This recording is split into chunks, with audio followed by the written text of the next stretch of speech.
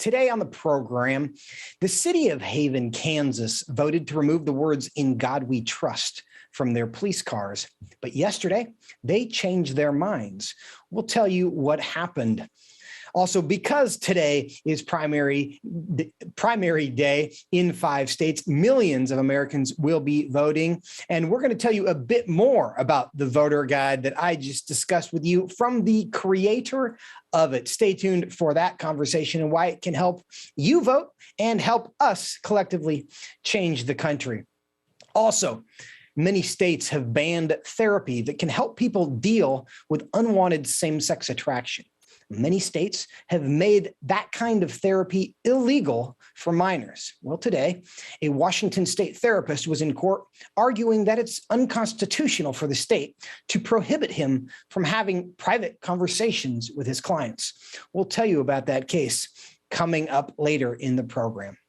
But our headline today, our top story, the Ukraine army removed soldiers defending the last section of Mariupol, effectively ceding control of the city to Russia after a fierce and brutal months-long resistance. This follows news that Congress has approved an additional $40 billion in aid to Ukraine. And that is $7 billion more than the Biden administration requested, though it did face some opposition in Congress. And joining me now to discuss this and more is Representative Jody Hice. He serves on the House Committee on Oversight and Reform, the House Committee on Natural Resources, and represents Georgia's 10th District. Congressman Hice, welcome back to the program. Always great to be with you. Thanks for having me.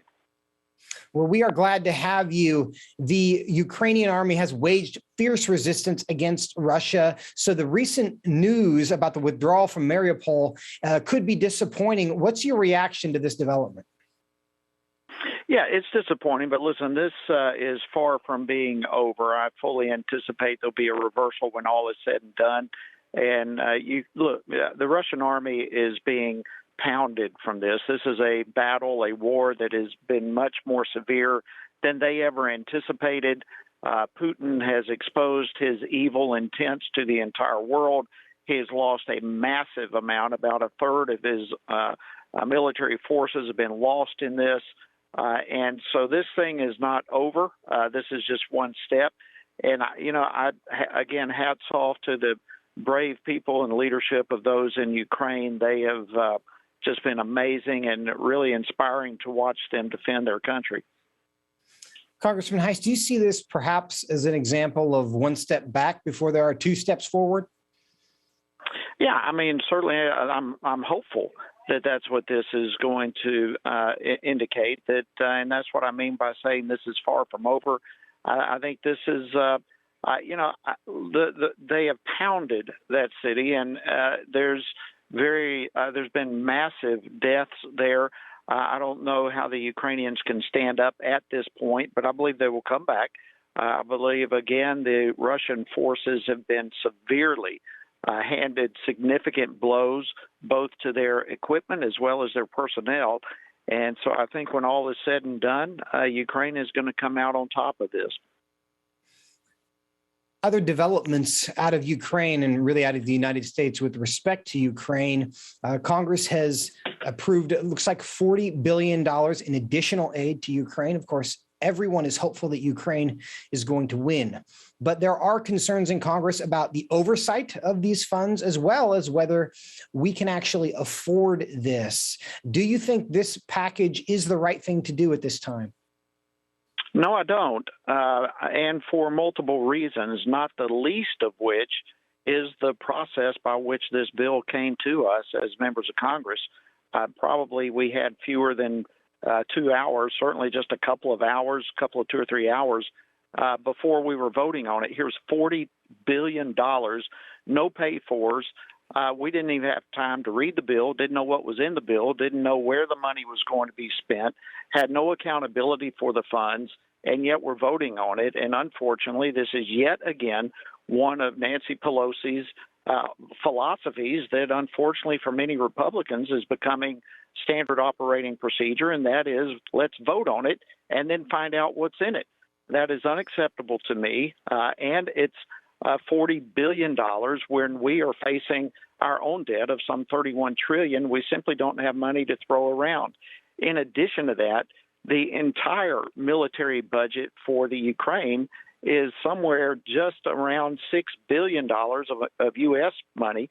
And here with this most recent legislation, we have now given $53 billion to the Ukraine, and very little of it do we know where it's going. So I think we've got to pull back. We all absolutely underscored, highlighted, want to help Ukraine.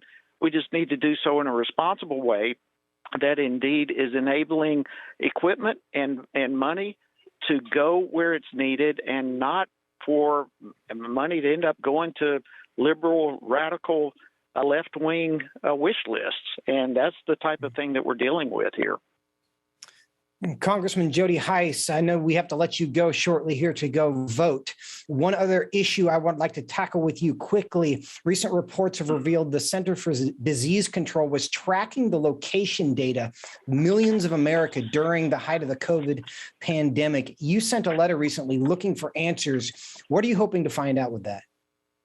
Yeah, listen, this is one of the most frightening things that has happened in a long time. During the pandemic, it appears as though the CDC was actually tracking millions and millions of Americans. They spent over $400,000 taxpayer dollars to purchase tracking data applications, and they ended up tracking every move of millions and millions of Americans. It seems as though particularly those who were going to churches, to their various houses of worship, the CDC was watching every move you made. Big government is watching you, is the message of this. And we have written a letter demanding some answers. Number one, who gave the CDC this type of authority to think that they have the ability to break the Fourth Amendment privacy that Americans are guaranteed, and to track them without any warrant to do so, without any crimes being committed, and yet them tracking Americans? What were they intending to do if some American was found to be doing something that the CDC did not approve of? What was the punishment going to be? Where is that information now? Are they still using the information? Do other agencies have the information? There are a host of questions that we're demanding answers for, and this is absolutely unacceptable, and we've got to get to the bottom of it. Congressman Hice, we agree with you. We hope you get that information. And the moment that you do, we hope you'll come back on here at Washington Watch and tell us what you learned. But we will let you go, do your official responsibilities. But thank you so much for your time today. Always an honor to be with you. Thank you.